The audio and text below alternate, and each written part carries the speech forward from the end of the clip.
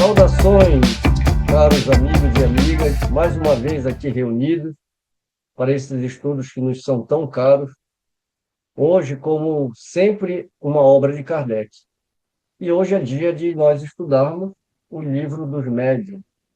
Estamos na segunda parte e nós vamos iniciar o capítulo sexto.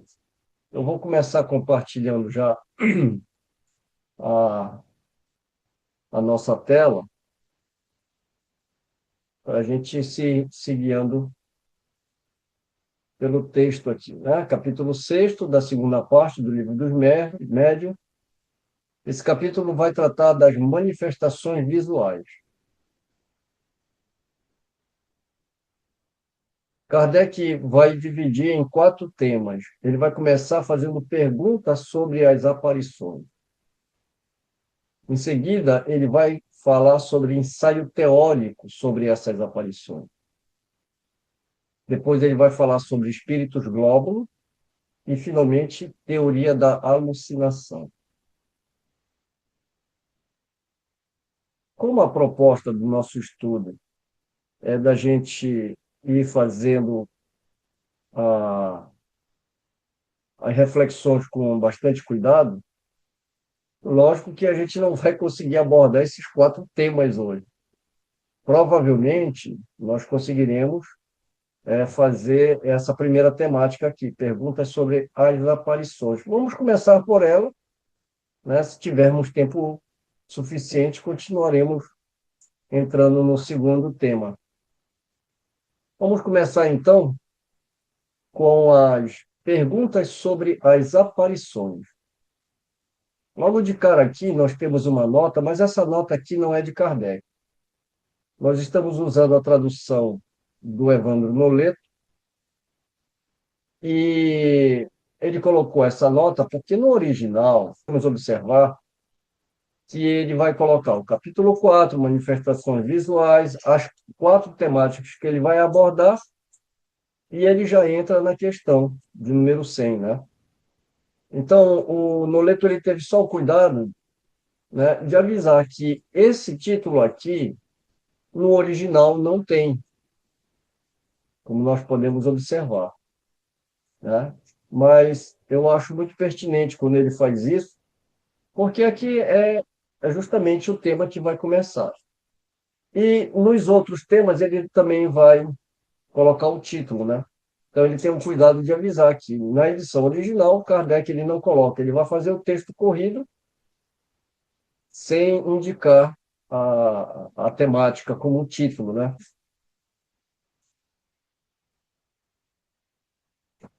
Então nós começamos com o item 100. A gente está tão acostumado com o livro dos Espíritos, né, que a gente já fala pergunta número 100, né? Mas o livro dos Médiuns, na verdade, ele vai dividir em números, mas a gente pode chamar de item, né? Porque as perguntas estão dentro dos itens, né? Então não seria uma pergunta, seria ele separou apenas, colocou por número até para a gente é até bom que fica fácil de identificar as questões, né? Quando a gente fala 250, mas não é que seja pergunta, são itens. Curiosamente, a gente vai perceber que ele não fez isso no livro do Céu e Inferno, por exemplo, né? O Céu e Inferno ele não numera. É praticamente a única obra que ele não numera. A Gênese é numerada, né? Alguém pode falar assim, não, mas o meu Céu e Inferno está numerado. Pois essa é a versão não oficial de Kardec, para não falar adulterada, né? A versão realmente original de Kardec, de 1865, do Céu e Inferno, ela não é numerada. Vocês têm o Céu e Inferno numerada, e sem o prefácio, é justamente uma obra que foi revisada à revelia de Kardec, né? Ou seja, não foi revisada e publicada por Kardec, já foi depois de Kardec morto. Antes de nós entrarmos na temática perguntas sobre as aparições, a gente está sempre lembrando que o nosso estudo é feito de uma forma cronológica, a gente está estudando todas as obras em conjunto. Como a gente está no livro dos médiuns, quando a gente começar a ler é, é, é, essas temáticas aqui, a gente já vai ver que Kardec vai falar sobre coisas que já foi publicado no Livro dos Espíritos. Ou seja, quem vai ler o Livro dos Médiuns, o Kardec já parte de antemão que a pessoa lê o Livro dos Espíritos.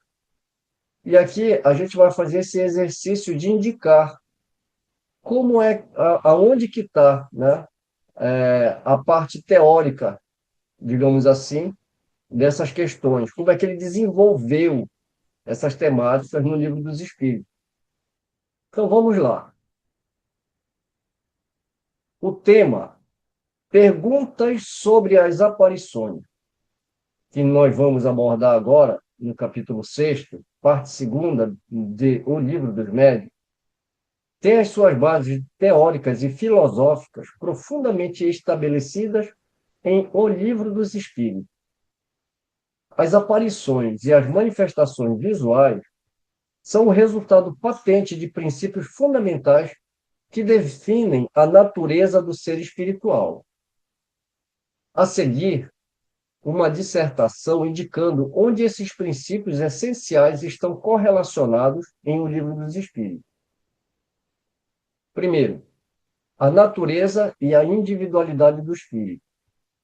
O primeiro pilar para a compreensão das aparições é o conhecimento da sobrevivência e da individualidade da alma após a morte, que na doutrina espírita é sinônimo de espírito. Dois pontos.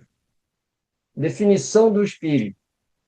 O espírito é o princípio inteligente do universo, e os espíritos são os seres inteligentes da criação. Imortalidade e individualidade. Após a morte, o espírito nunca perde a sua individualidade, retornando ao mundo dos espíritos. O espiritismo prova a existência, a sobrevivência e a individualidade da alma. Natureza incorpórea, mas não nula. Embora não sejam matéria em seu estado mais denso, eles são algo, os espíritos, né? A palavra mais correta para defini-los é incorporal, pois são de uma matéria quintessenciada, tão etérea que não pode ser captada pelos sentidos, embora para eles seja real. Segundo, o perispírito, que é a matéria da aparição. O segundo pilar é a revelação da envoltura fluídica do espírito, que é o agente indispensável para a manifestação em um mundo de matéria mais densa. Envoltório semimaterial. O espírito, alma, está envolto em uma substância vaporosa, sutil e leve, chamada perispírito. O perispírito é uma envoltura semimaterial intermediária entre o espírito, que é o princípio inteligente, e o corpo físico, matéria. Função do perispírito. O espírito age sobre a matéria por meio do perispírito. Quando o espírito se separa do corpo, o perispírito é conservado e constitui para ele uma espécie de corpo etéreo. Origem fluídica. O perispírito é extraído do fluido universal, que é a fonte do princípio vital e magnético. O fluido universal é o intermediário que torna possível a ação do espírito sobre a matéria. Terceiro, o mecanismo da visibilidade e da ação. A possibilidade de os espíritos se tornarem visíveis é explicada pela teoria de como os espíritos interagem com a matéria, que inclui o perispírito, e como eles veem e se movem. Aqui só fazendo mais uma vez a ressalva, né? Eles veem. Lembra que a gente estava falando de visão de Deus? A gente não confundir, né? O Kardec, ele se equivocou quando ele fala que o espírito vê, porque vê é o atributo do corpo e não do espírito. Aqui, a gente já abordou esse assunto, nós já escrevemos um artigo falando sobre isso lá no estudo da Gênese, que por falta de uma palavra mais adequada, o Kardec vai usar o termo, o verbo ver, né? Então, quando ele fala visão de Deus, né, ele separa visão material e visão espiritual pela pobreza da nossa linguagem. Aqui é só para ficar bem claro, né? Porque às vezes a gente, algum incauto, né, pode falar, poxa, mas então é isso. Então vamos lá ver o mecanismo da visibilidade da ação, começando pela penetração da matéria. Os espíritos penetram tudo: ar, terra, água, fogo, pois a matéria não é um obstáculo para eles. Isso justifica a ausência de barreiras para as aparições. Visão espiritual. A vista não se restringe aos órgãos do corpo. Ela reside no espírito, alma, e é uma lucidez universal que abarca o espaço. O espírito vê por si mesmo, e essa capacidade é um atributo de seu ser. Então, lembra? Por isso que a gente frisa aqui, né? Visão espiritual, porque nós não temos outra palavra. Ação pela vontade. O espírito pode se transportar com a rapidez do pensamento, pois onde o pensamento está, a alma também está. A vontade, que é um atributo do espírito, é o agente que atua sobre o perispírito para realizar a manifestação. E, finalmente, aparência para reconhecimento. Os espíritos têm uma forma e frequentemente se apresentam com a aparência de sua última encarnação para serem reconhecidos. A gente fala última encarnação, por quê? Porque a gente está pressupondo que a gente teve conhecimento de uma pessoa enquanto era viva e depois a gente a vê, né, como o espírito. Mas não necessariamente a última encarnação, porque ele pode se apresentar com duas, três, quantas, né, encarnações ele quiser voltar, ele pode tomar essa forma, né? Então, para concluir aqui, portanto, o capítulo 6º do Livro dos Médiuns, Manifestações Visuais, é a aplicação experimental desses conceitos. A aparição é a modificação molecular do perispírito, que é a matéria quintessenciada proveniente do fluido universal, o perispírito, certo? Que, dirigida pela vontade do espírito, se torna visível e, às vezes, tangível, provando assim a sobrevivência e a individualidade do ser. Esse estudo visa traçar uma análise aprofundada do tema ensaio teórico sobre as aparições ou manifestações visuais, um pilar da doutrina espírita que estabelece a natureza do espírito e a possibilidade de comunicação, conforme abordado por Allan Kardec em suas obras fundamentais, como o Livro dos Médiuns, Revista Espírita, etc. Então, aqui, a gente leu num fôlego só. Por quê?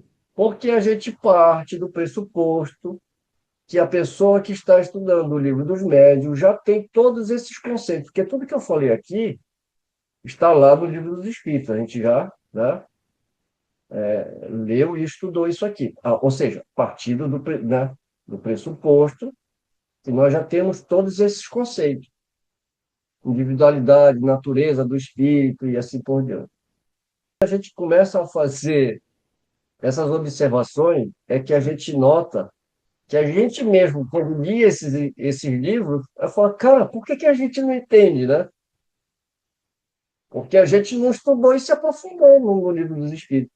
Para Sayuri pode ser até um pouco mais difícil, né? Porque talvez ela aqui do grupo seja a que menos teve contato com as obras, né, de Kardec com mais aprofundamento, né? Mas a gente mesmo que fala que é espírita, né? A gente lia, mas a gente lia meio desorganizado, né? E quantas questões ficaram, né, com muitas dúvidas que a gente acabou não dirimindo, né, as mesmas. E a gente ia seguindo, por isso que E isso só piora quando a gente vai para as outras obras, né? Porque todas vão depender, por exemplo, o Evangelho. Aliás, a partir do livro dos Médiuns em diante, o Evangelho, que a gente está no livro dos Médiuns, então só tem um para trás, né? Mas se você for para o Evangelho, você tem dois livros, né? Para ter os conceitos teóricos, filosóficos no livro dos Espíritos e a parte teórica do livro dos Médiuns. Aí quando você vai para o céu e o inferno, agora você precisa dos três livros, né? É como se você estivesse assistindo uma série, né? Aí você começa a compreender. Como chega na Gênesis, o Kardec, ele percebe que ele não é mais tão, eu ia falar como Kai, é, ele não é tão detalhista. A Liliane dá risada, que já fica na cabeça da gente em japonês, né? Ele não é tão detalhista, por isso que a Gênese, ela aparentemente ela é difícil, porque lá ele pressupõe muito mais, né? Que a gente já leu não só as quatro obras anteriores, mas as revistas espíritas, os opúsculos, todos. Então, aí ele já vai aprofundar, porque toda a base ficou para trás, né?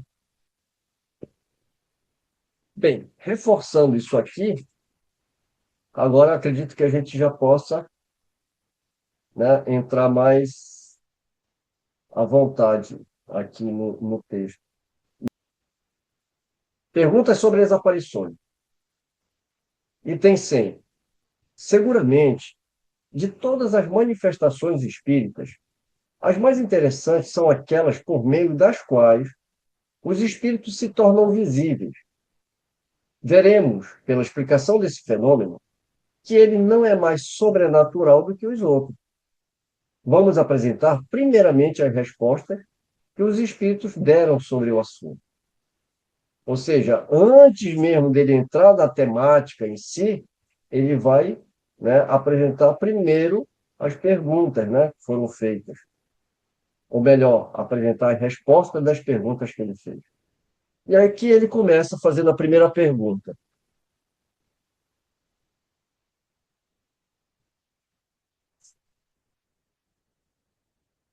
Os espíritos podem tornar-se visíveis? Sim, principalmente durante o sono. Entretanto, algumas pessoas os veem quando acordadas. Porém, isso é mais raro. Observação. Enquanto o corpo repousa, o espírito se desprende dos laços materiais, fica mais livre e pode mais facilmente ver os outros espíritos com os quais entra em comunicação. O sonho é apenas uma recordação desse estado. Quando não nos lembramos de nada, dizemos que não sonhamos, mas nem por isso a alma deixou de ver e de gozar de sua liberdade. Tratamos aqui mais particularmente das aparições no estado de vigília. Ou seja, a partir daqui ele vai tratar mais com, não necessariamente sobre os sonhos, né? E ele coloca aqui uma nota de rodapé, isso daqui é uma nota de Allan Kardec, né? Veja-se para maiores detalhes sobre o estado do espírito durante o sono, o livro dos espíritos. O capítulo Emancipação da Alma, questão 409, né? Que é essa aqui. Ó. Esse daqui é o livro dos espíritos, né? Então, aqui ele vai falar sobre o sono, o desprendimento do corpo durante o sono, etc. e tal, né? E mais uma vez reforçando a nossa introdução, né? Então, o Kardec já coloca aqui também uma nota, né, mostrando que esse assunto já foi tratado, né? Então, ele pede para a gente relembrar lá na questão 409. Espíritos, es- segundo, espíritos que se manifestam à nossa visão pertencem mais a uma categoria do que a outra? Não. Podem pertencer a todas as classes, tanto as mais elevadas como as mais inferiores. Aqui está perguntando, né, se é um espírito, né, mais elevado, menos elevado, se é de uma escala, se é de outra, né? Ele disse, não, pode pertencer a todas as classes. É permitido a todos os espíritos se manifestarem visivelmente? Todos o podem, mas nem sempre têm permissão ou vontade para fazê-lo. Com que fim os espíritos se manifestam visivelmente? Isso depende. De acordo com as suas naturezas, o fim pode ser bom ou mau. Como lhes pode ser permitido manifestar-se quando o fim é mau? Nesse caso, é para experimentar as pessoas a quem eles aparecem. A intenção do espírito pode ser má, mas o resultado pode ser bom. Quando eu leio isso aqui, a gente pode pensar assim, né? Poxa, então, mas por que que esses espíritos vêm, aparecem para assustar a gente, né? Porque ele quer saber se, né, qual é a finalidade que esses espíritos aparecem. E os espíritos superiores respondem para Kardec depende, né? De acordo com a natureza do espírito. Pode ser bom, pode ser mal. Aí o Kardec fica, mas por que que é permitido ele se manifestar quando é mal? Nesse caso, é para experimentar a pessoa que eles aparecem. O que chama a atenção é que ele fala, o espírito pode ter uma intenção ruim, né? Mas o resultado pode ser bom. E aqui a gente pode pensar em casos e casos, né? 6. Qual pode ser o fim que tenha em vista o espírito que se torna visível com má intenção? Amedrontar e muitas vezes vingar-se. Qual o objetivo dos espíritos que vêm com boa intenção?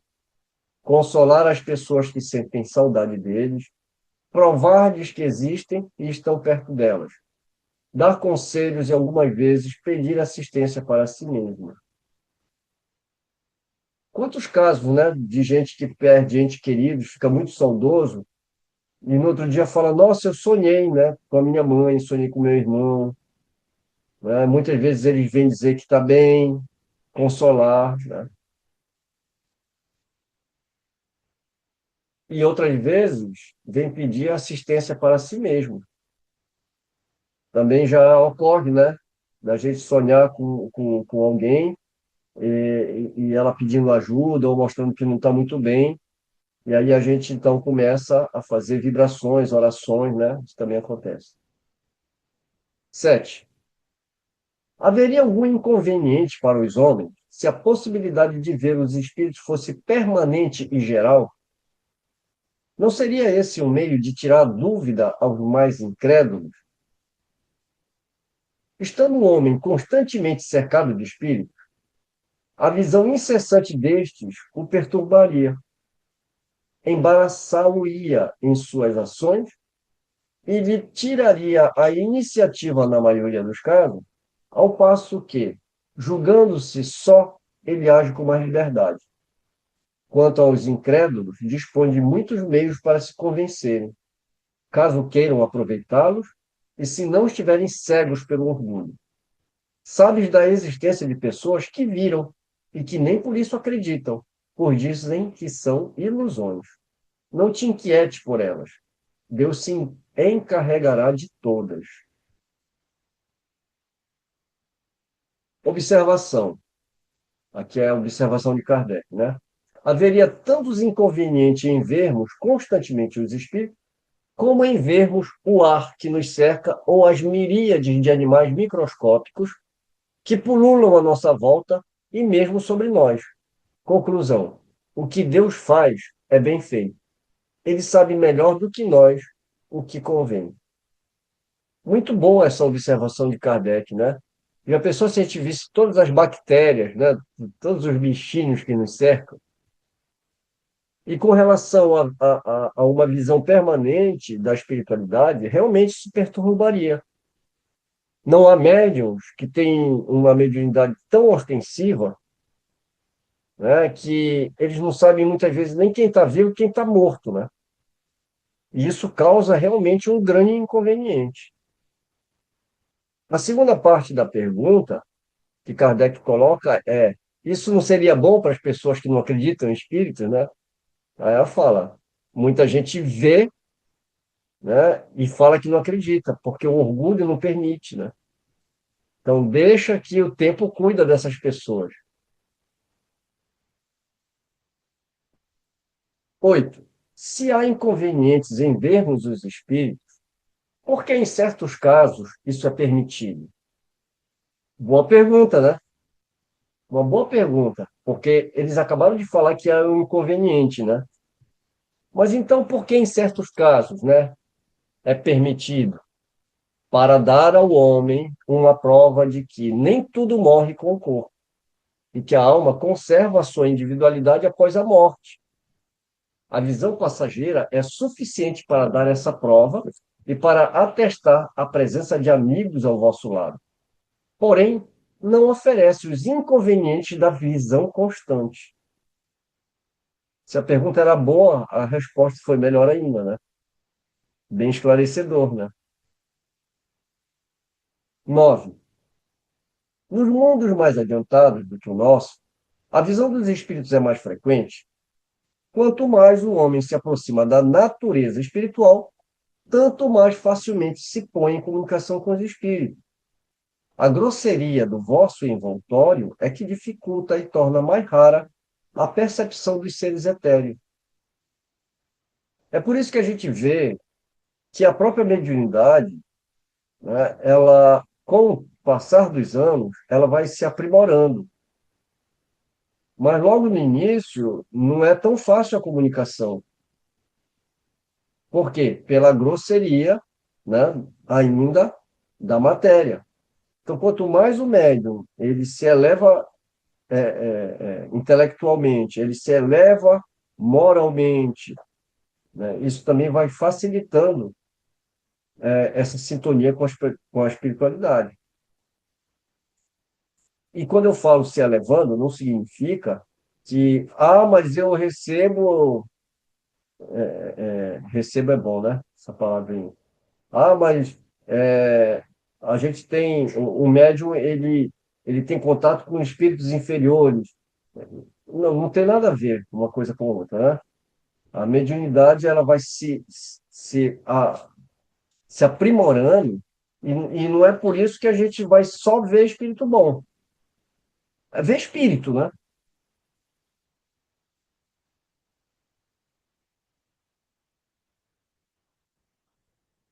10.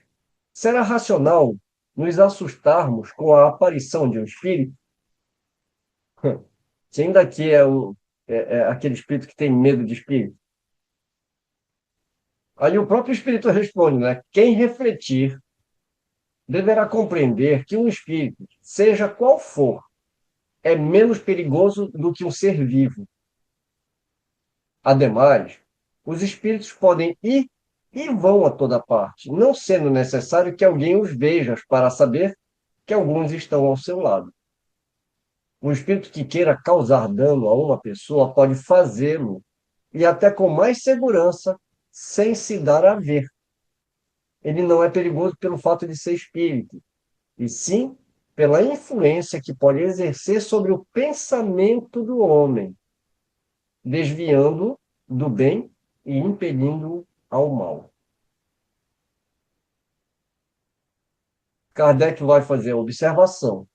As pessoas que têm medo quando estão sozinhas, ou em lugares escuros, raramente se dão conta da causa de seus pavores. Não seriam capazes de dizer do que é que têm medo. Deveriam temer muito mais um encontro com homens do que com espíritos, pois o malfeitor é bem mais perigoso quando vivo do que depois de morto. Uma senhora do nosso conhecimento teve certa noite em seu quarto uma aparição tão bem caracterizada que julgou estar na presença de alguém. Sua primeira sensação foi de terror. Certificando-se que ali não havia ninguém, disse: parece que é apenas um espírito. Posso dormir tranquila. 11. Meu é 12. Por que é 12? A pessoa a quem um espírito aparece. Poderia conversar com ele? Meu é 12. Não é. Sabe por quê? Sabe por que está errado a numeração? Porque aqui tem 6 e 6A. O seu, né? A tradução. O meu não tem. Vamos pegar o original do Kardec. 6. O Kardec não colocava 6A, né? O Kardec fazia duas perguntas. Quando o tema era o mesmo, ele não colocava 6A, ele pulava para 7. Então, o Noleto ele usa. O que é que está, né? A número 6, ele recebe a resposta que está entre aspas, e ele faz uma nova pergunta e uma nova resposta. A maioria esmagadora dos tradutores, eles colocam como 6 e 6A, mas o Kardec não colocava, porque era, né? Continuação. Mas aí, para não ficar, né? O Noleto coloca como 6A. Então, provavelmente, o que que é isso, Herculano? Herculano. Então, aí a numeração começa a ficar errada, né? Por isso que tem que ter o cuidado de colocar o 6A, ou não colocaria nada, né? Porque senão você falar a questão número 11 lá do item 100, aí não bate, né? Então, quem tem Herculano aí, dá uma corrigida, tá? 11. A pessoa a quem um espírito aparece poderá conversar com ele perfeitamente. E é mesmo o que se deve fazer em tal caso, perguntando ao espírito quem ele é, o que deseja e o que podemos fazer para lhe ser útil. Se tratar de um espírito infeliz e sofredor, nosso testemunho de comiseração o aliviará. Se for um espírito benévolo, é possível que venha com a intenção de dar bons conselhos. Nesse caso, como o espírito poderia responder? Algumas vezes ele responde por meio de sons articulados, pela voz, né? Como faria uma pessoa viva. Na maioria dos casos, porém, pela transmissão dos pensamentos. Por que eu grifei isso aqui? Porque normalmente a gente faz de conta que não viu, né? A gente passa reto, né? Imagina que eu vou conversar com o espírito, né? Aqui, se vocês me permitem, eu vou fazer um relato breve aqui, né, do que aconteceu uma vez conosco. Aconteceu de uma vez a gente ir num local e a gente percebeu um espírito ali, né? Mas a conversa só veio à tona depois que a gente saiu do lugar. Aí eu levantei essa questão, né? Olha só, segundo os estudos que a gente está fazendo, a gente poderia ter feito uma reunião mediúnica lá mesmo, porque aquele espírito está preso ali, né? Naquela situação. Aí a gente começou a pensar, não, a gente poderia ter evocado esse espírito lá mesmo. Aí ficamos com isso, né? Aí resolvemos, então, evocar um espírito. Eram dois espíritos. A gente resolveu evocar na reunião mediúnica e esses espíritos vieram. E realmente, como era aqui no Japão, o local é o mesmo. Mas na visão espiritual que a gente teve do local, era no Japão antigo, né? E eram duas mulheres, né? Uma mãe e uma filha que estavam presos porque sofreram uma violência e depois de tudo acontecido, elas ficaram ali. Elas ficaram quietinhas. E aí depois a gente estava até conversando, nossa, quantas pessoas, porque era um local que depois se tornou público, né? Era uma casa alugada. Então, quer dizer, quantas pessoas não entraram e saíram dali? E que perceberam esse espírito e ele ficou lá esse tempo todo, né? Aí, na reunião mediúnica, nós conseguimos fazer a vocação, entender a situação daquele espírito e dialogar de acordo com, com o contexto que ele estava vivendo, né? Porque você tem que entrar no mundo dele, né? Você não vai chegar, não, você é um espírito agora. Não, você tem que entrar na psicologia, né? Daqueles espíritos que estão ali, entender a situação, explicar da forma que ele entenda que elas precisam sair dali. Aí sim a espiritualidade vai estar fazendo um trabalho ali. Então, esse negócio de a gente reza e a espiritualidade leva, Não, o trabalho é nosso, né? Então, às vezes o atendimento dura meses. Meses porque é uma vez por semana, né? Mas então, às vezes demora bastante. E aquele espírito vai sendo trabalhado, trabalhado. Então não tem nada de ficar aí que os espíritos vão cuidar de você. Não. Quando ele começa a ser esclarecido, quando ele realmente está pronto, aí ele começam a perceber a situação deles e finalmente eles vão falar, já vieram aqui. Eu começo a perceber, eu começo a entender as coisas. Na verdade, eu fico pensando, né? Na nossa atmosfera espiritual do nosso orbe, tem muito mais desencarnados do que encarnados, certo? Na hora que aparece uma aparição, certo? Surge uma aparição, qual é o papel do espírito protetor? Ele se afasta para a gente exercer o nosso livre-arbítrio, ele dá uma intuição para que nós possamos exercer melhor o nosso livre-arbítrio.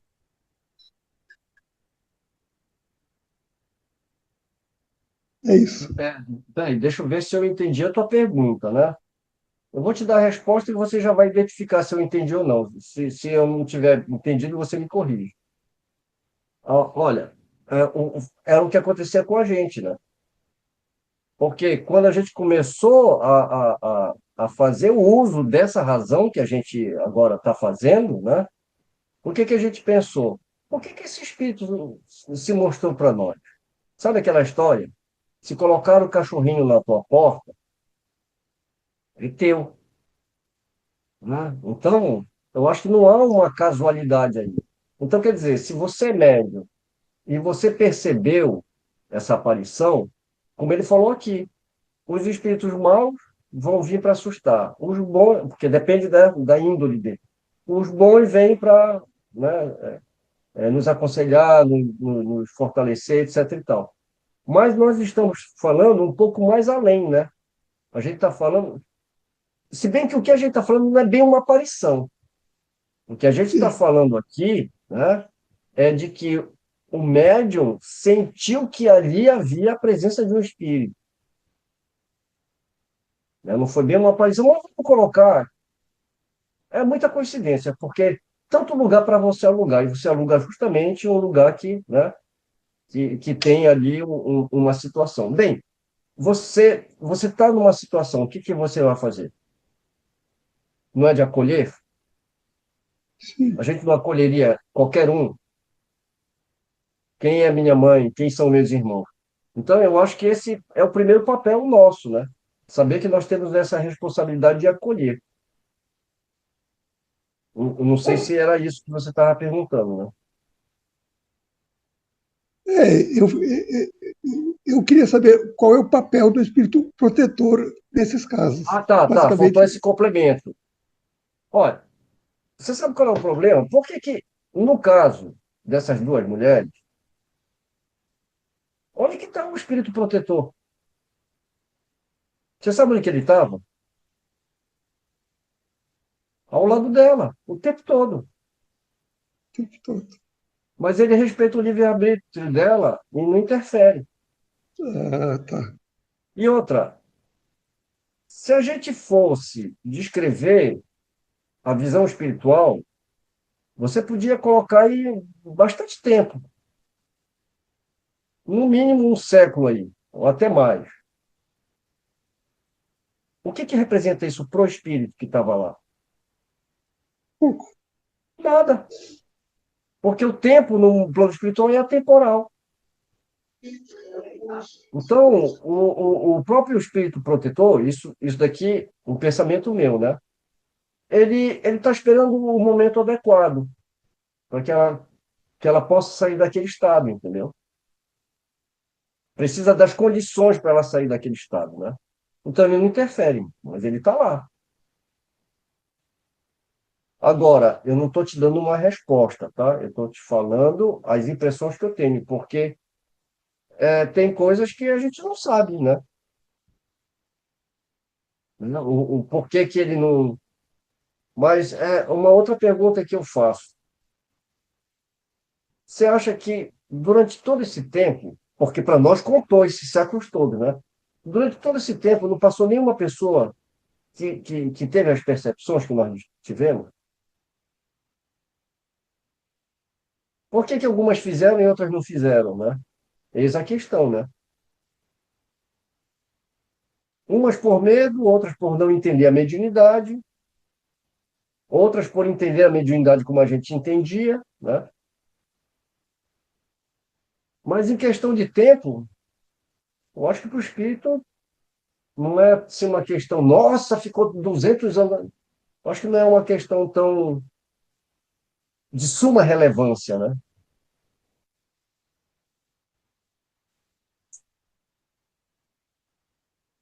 Número 12. Os espíritos que aparecem com asas realmente as possuem, ou essas asas nada mais são do que uma aparência simbólica? Os espíritos não têm asas, não precisam delas, visto poderem ir a toda parte como espírito. Aparecem desta ou daquela forma, segundo a maneira pela qual desejam impressionar a pessoa a quem se mostram.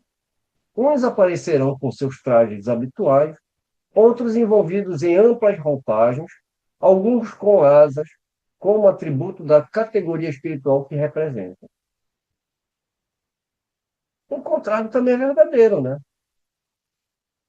Pode vir com chifre, com rabo, com tridente.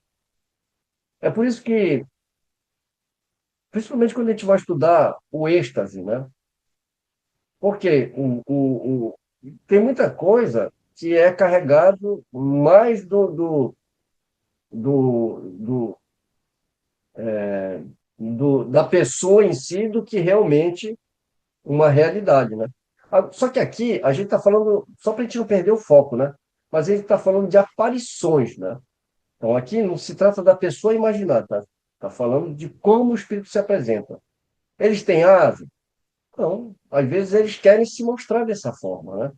Assim como uma pessoa que, por exemplo, tinha em vida tinha perdido um braço, quando ele vai se apresentar para a pessoa, ele naturalmente vai se apresentar sem o braço, né? Nilson. Eu lembrei daquela situação que conta na Revista Espírita, daquele espírito que ele matou a esposa e o irmão, ele era açougueiro, né? E ele matou a esposa por causa tinha ciúmes, achando que ela estava traindo ele com a esposa. Isso há uns 300 anos atrás. E ele se apresenta, lembra, com a imagem que ele sentia que ele estava, assim, ele estava todo ensanguentado, Ele todo estava com a faca, né? isso, com a faca ensanguentado. Então, o espírito, ele ficou com aquela impressão tão forte da situação que ele praticou, que ele parou ali naquele coisa, né? Mesma coisa a situação que tu estava falando daquela mãe com aquela menina, né? O terror deve ter sido tão grande das duas, tentando se esconder e depois foram assassinadas, que aquilo ficou parada para elas naquela época. E como é difícil, eu lembro na Revista Espírita, como ele demora para que o espírito perceba que ele não era assim, ensanguentado, nem com faca, nem com coisa, né? E demanda tempo realmente para que o espírito destrua aquela construção mental que ele está, né? Porque na realidade ele não está naquele ambiente, ele tá numa monoideia, como Kardec diz, né? Está naquela ideia fixa ali, né?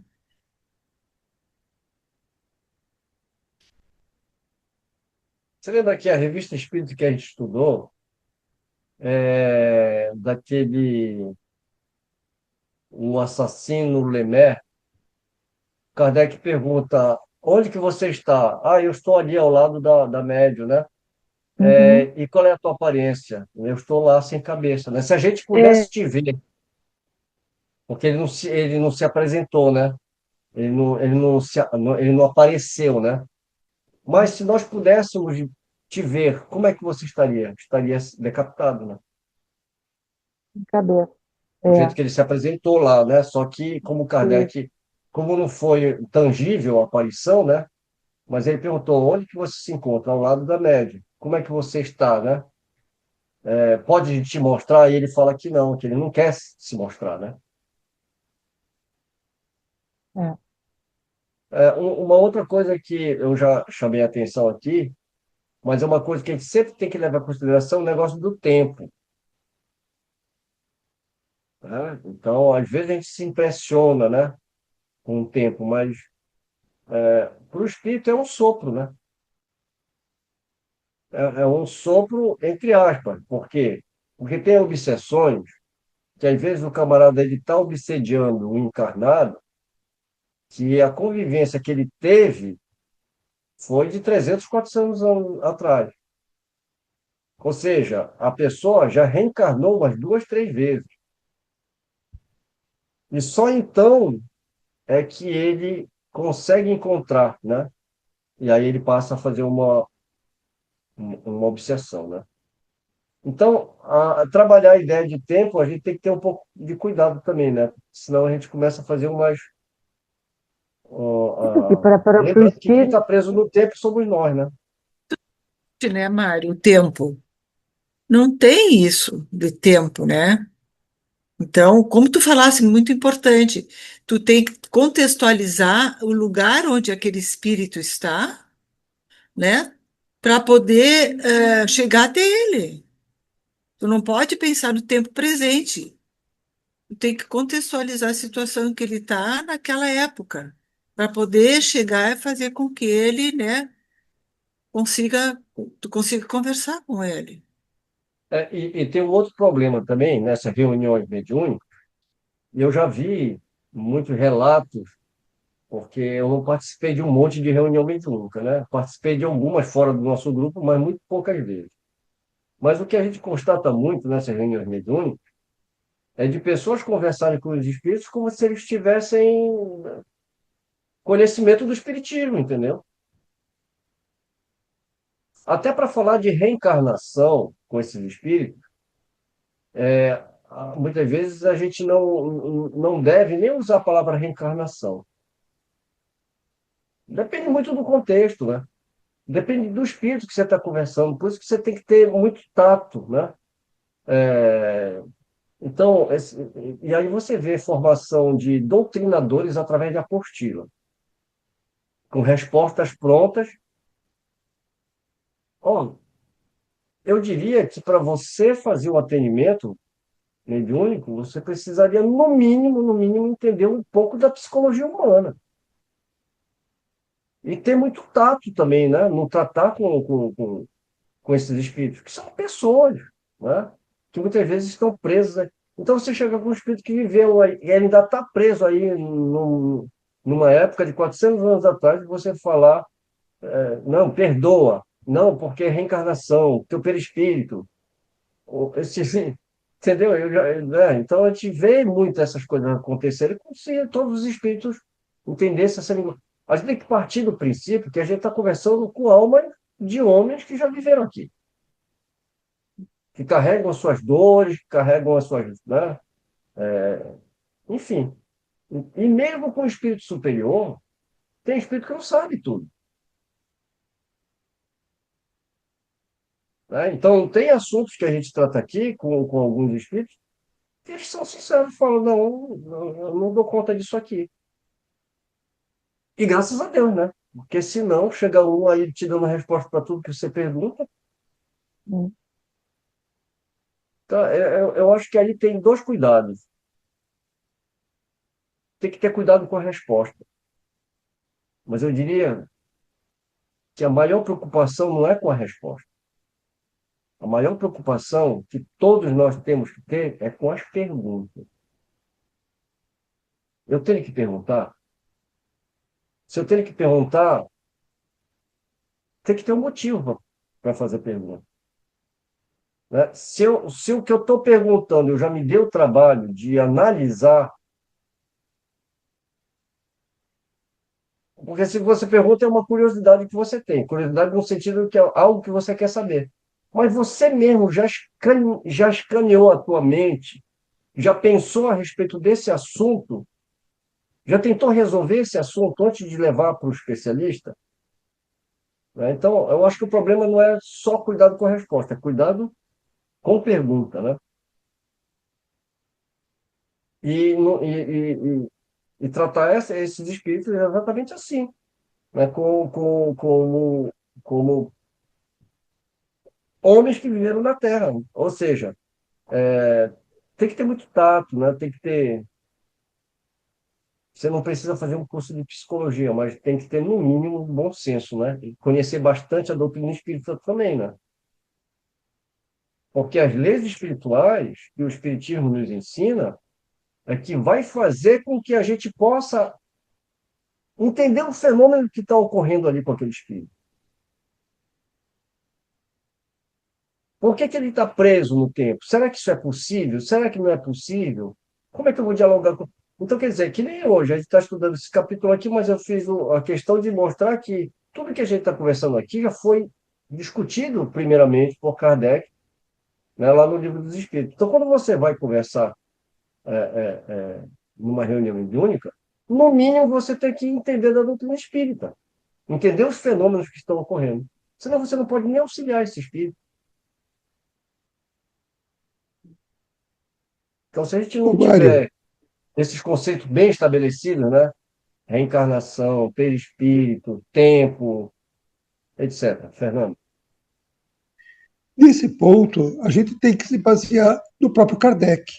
Quando ele fazia as perguntas, principalmente do livro dos Espíritos, ele, na verdade, elaborava em sua mente uma certa teoria, um certo conhecimento, e ao fazer as perguntas, ele ia fazendo as perguntas encadeadas de forma a confirmar ou não aquilo que ele estava pensando.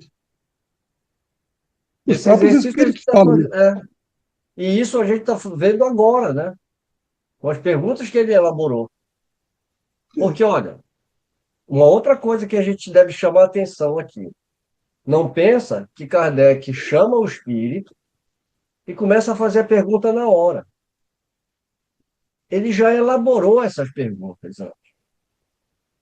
Lógico, claro e evidente que no meio do caminho, dependendo das respostas, algumas perguntas que ele faria, ele não vai fazer. Algumas que ele faz, ele não tinha colocado lá. Então, eu não estou querendo dizer que todas as perguntas. Não, mas ele se preparou, ele tem uma série de perguntas para fazer para o espírito. E isso fica claro no outro estudo que nós fizemos da Revista Espírita, vocês lembram? Que chega no momento lá que é daquela rainha de Aúde, que é logo depois da comunicação com o Lemer, que está no céu e inferno, tanto uma como a outra comunicação. Ele prepara as perguntas, mas o espírito era tão orgulhoso que as respostas meio que saiu do controle ali, entendeu? Tipo, a resposta que o espírito começou a dar foi tão inesperado para Kardec que o Kardec começa a fazer outras perguntas. E ela ainda muito possuído, né, do seu egoísmo, do seu orgulho, chega no momento que o Erasto, era o Erasto ou era São Luís? Eu acho que era São Luís, né? Tem uma hora que São Luís interrompe e fala para Kardec que era melhor deixar esse espírito, né? Que está muito perturbado, né?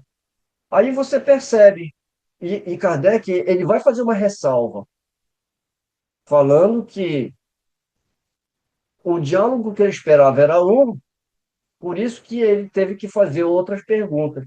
Então, qual é o ponto que a gente está levantando aqui? Não é simplesmente chegar, vamos perguntar um negócio para o espírito. Aí você pergunta, o espírito responde, você não sabe mais o que fazer com a resposta dele, porque você não se preparou.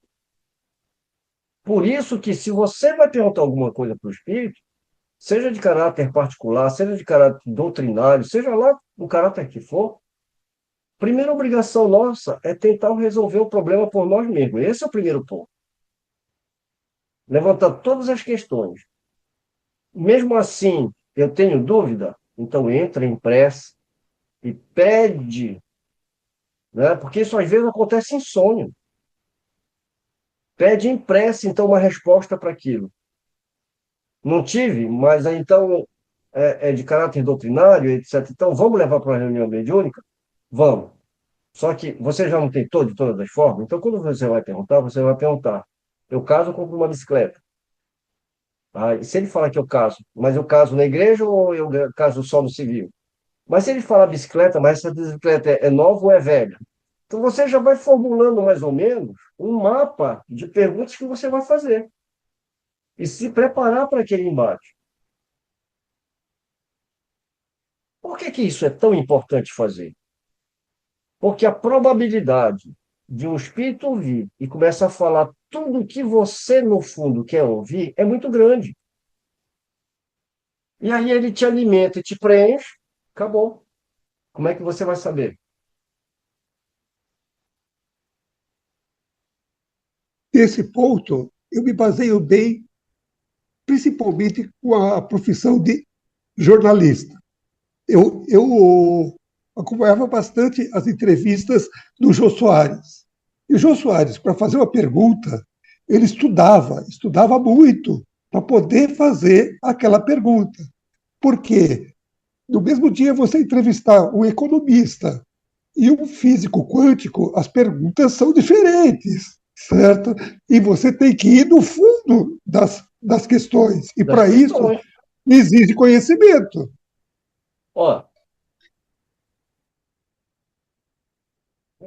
você tocou numa coisa bem legal aí, que é o jornalista. Eu assisto muito Roda Viva, né? Aquela bancada lá vai entrevistar o escritor. A galera lê o livro. Porque se não lê o livro, o que que os caras vão perguntar? E não é só ler o livro, é conhecer o cara que está sendo entrevistado, né?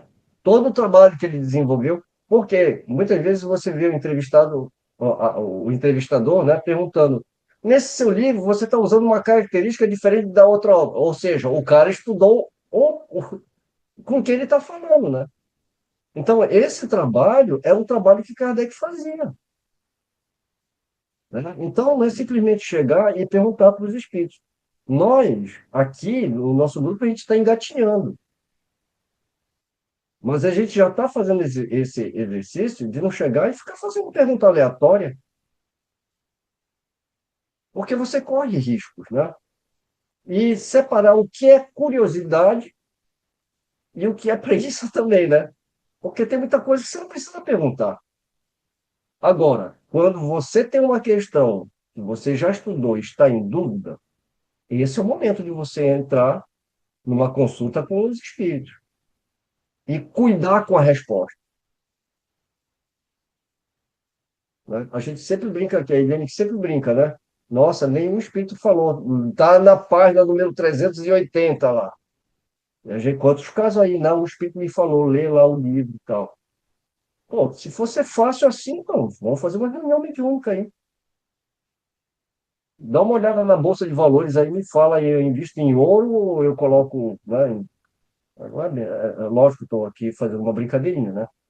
Mas não é assim, o espírito vem e fala. Ou então o espírito vem e fala, não publica. Pô, aí, aí quem é? Aonde que fica o meu livre-arbítrio? O espírito fala, pula, aí você pula, né? Então, a gente tem que ficar, né, bem esperto com isso. Agora, às vezes, a gente corre risco também de entrar num ceticismo, né? Também a gente, principalmente os médios, né? Ah, eu fico com medo da comunicação, pode ser anime, pode não ser. Por isso que precisa ter um grupo que se respeite, que confie, porque aí é a hora de você dar comunicação. E o grupo vai analisar. né? Se a comunicação ela realmente ela é conveniente, se realmente, né? Enfim. Então, mesmo a comunicação que vem, seja qualquer um de nós, ela tem que ser debatida, discutida, analisada, né? Agora tem que ter cuidado com esse negócio de ficar perguntando, né? É a porta para uma fascinação, né? Enfim. Aliás, Kardec vai tratar sobre isso, né? Ele vai tratar mais para frente. Principalmente naquele capítulo quando ele fala perigos da mediunidade, porque a gente acha que não tem perigo, né? É só você ir para o centro espírita e dar passividade. Não, tem. A mediunidade ela traz responsabilidade e risco também.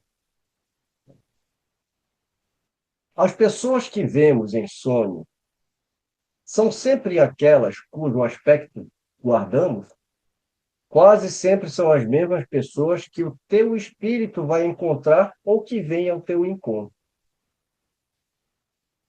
14. Os espíritos zombeteiros não poderiam tomar a aparência das pessoas que nos são caras para nos induzirem ao erro? Sabe por que eu destaquei? Porque você sabe que o pessoal da igreja fala que o diabo se disfarça de tua mãe, de teu pai, para te enganar, né? Eu não sei se falaram isso para Kardec, mas ele pergunta aqui, né? Os espíritos zombeteiros não poderiam tomar aparência, né, das pessoas que nos são caras para nos induzirem ao erro?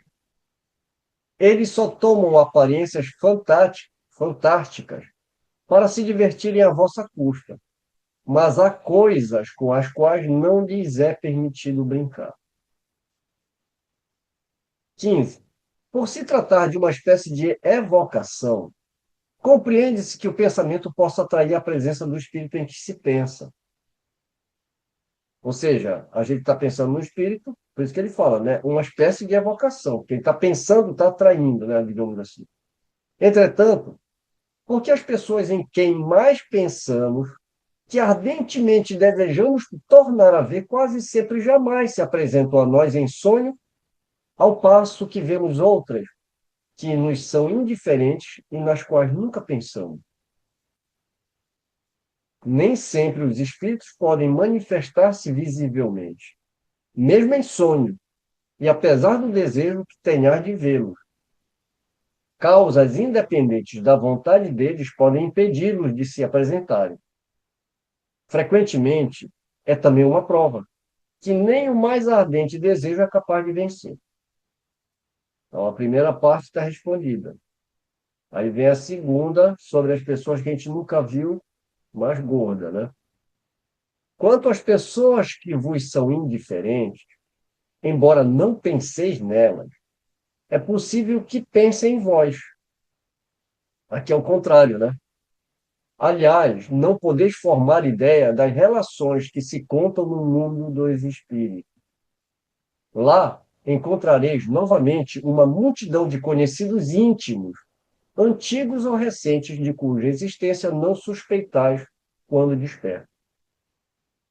No Evangelho segundo o Espiritismo, nós vamos ter um tema que é sobre a família, o parentesco, né? Parentesco corporal.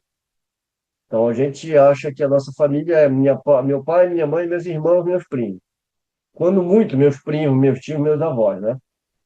E aí ele vai falar sobre o parentesco espiritual. Por quê? Porque quantos de nós não fizemos parte do núcleo familiar? Desencarnamos. Agora mesmo, os nossos avós não estão mais conosco. Muitos perderam irmãos, irmãs, parentes, amigos, mas eles já se encontram no plano espiritual. Então, quantas famílias a gente. Por isso que ele vai falar parentesco corporal e parentesco espiritual. Então, nós fazemos parte de uma família espiritual que a gente nem imagina. Né? Então, é isso que ele levanta aqui. Né? Você vai encontrar novamente uma multidão de conhecidos íntimos, de cuja existência não suspeitais quando estás desperto no corpo físico, mas como espírito, em uma observação de Kardec. Quando não dispomos de nenhum meio de controle para constatarmos a realidade das visões ou aparições, podemos, sem dúvida, lançá-la à custa da alucinação. Entretanto, quando são confirmadas pelos acontecimentos, ninguém tem o direito de atribuí-las à imaginação. Tais são, por exemplo, as aparições que temos em sonho ou em estado de vigília de pessoas em quem absolutamente não pensávamos, produzidas no momento em que morrem e que vêm, por meio de sinais diversos, revelar as circunstâncias totalmente inesperadas de seu falecimento. Isso é verdade, né? Tem-se visto cavalos empinarem e empacarem diante de aparições que assustam seus condutores. Se a imaginação pode desempenhar algum papel entre os homens, certamente ela não representará coisa alguma para os animais. Aliás, se as imagens que vemos em sonho não passassem de efeito das nossas preocupações de vigília, nada explicaria o fato tão frequente de jamais sonharmos com aquilo em que mais pensamos. Então, vamos para a pergunta de número 16 e 17. Por que certas visões são mais frequentes quando estamos doentes? Eu grifei também, eu destaquei aqui, porque outro dia a gente estava falando que geralmente quando a pessoa está no leito de morte, ela fala que está vendo, né, aqueles entes queridos que já partiram. E nós levantamos duas possibilidades. De realmente estar vendo, né? E aqui o Kardec vai explicar o porquê ocorre esse fenômeno de uma maneira mais fácil até, mas também pode ser uma alucinação, né? Mas, o- muitas vezes, o que acaba nos convencendo de que não é uma alucinação, muitas vezes são pelos detalhes com que aquela pessoa relata ou alguma coisa, né, que chame a atenção sobre aquele assunto. Mas, como eu falei, eu destaquei aqui justamente porque a gente também, uma vez, a gente falou sobre isso, né? Por que que certas visões são mais frequentes quando estamos doentes? Aqui não está falando no leito de morte, mas doente, né? Elas também ocorrem quando gozar de perfeita saúde. Na doença, porém, os laços materiais se afrouxam e a fraqueza do corpo faculta ao espírito maior liberdade, permitindo-lhe entrar mais facilmente em comunicação com outros espíritos. Então, aí também está uma explicação, né? Por que que uma pessoa, eu falei até no leito de morte, justamente porque ela está ali mais, né? Com uma liberdade maior, tá mais, os laços materiais, né? Estão mais afrouxados. Bem, vamos fazer essa última questão, que não é a última do tema, mas a última por causa do nosso tempo, né? 17. As aparições espontâneas parecem mais frequentemente em certas regiões. Será que alguns povos são mais bem dotados do que outros para receberem esse tipo de manifestações? E aqui, mais uma vez, a gente destaca, porque essa é a pergunta de Kardec, mas a gente ouve muito pessoas falarem de regiões mesmo. Ah, em tal cidade, em tal lugar, no bairro tal. Mas é bem legal isso aqui, porque Kardec ele fala de uma maneira generalizada, né? Quase com uma certeza, né? Mais frequente em certas regiões. Olha a resposta. Já fizeste, porventura, um registro histórico de cada aparição? Ou seja, como é que você já mediu, né? Você tem como apresentar um relatório, uma estatística, né, para apontar uma região, né? Assim como os ruídos e as demais manifestações, as aparições se produzem igualmente em todos os pontos da Terra, embora apresentem características distintas, de conformidade com os povos entre os quais se verificam. Em alguns, por exemplo, onde o uso da escrita está pouco espalhado, não há médiuns escreventes, enquanto eles são abundantes no seio de outros povos. Noutros, observam-se mais os ruídos e os movimentos de objetos do que as comunicações inteligentes, por serem estas menos apreciadas e procuradas. Então, o que ele está falando aqui é que esse negócio de uma região, isso é muito relativo. E que esses fenômenos ocorrem em todas as épocas e em todos os lugares. O que pode nos levar a ter essa impressão de que é mais frequente em uma localidade ou em outra, talvez seja exatamente pelo tipo de manifestação, enfim, né?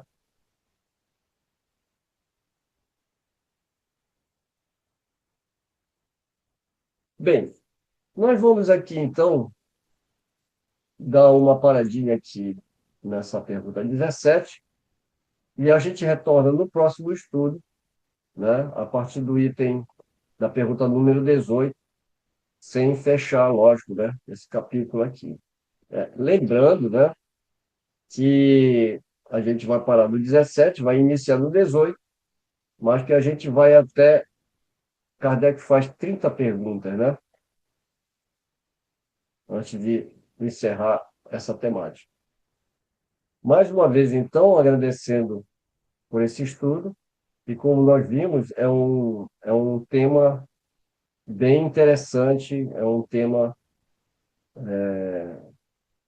bem gostoso, né, de trabalhar e da gente se esclarecendo aos poucos, né? Quantas coisas a gente não está revendo e reaprendendo, né?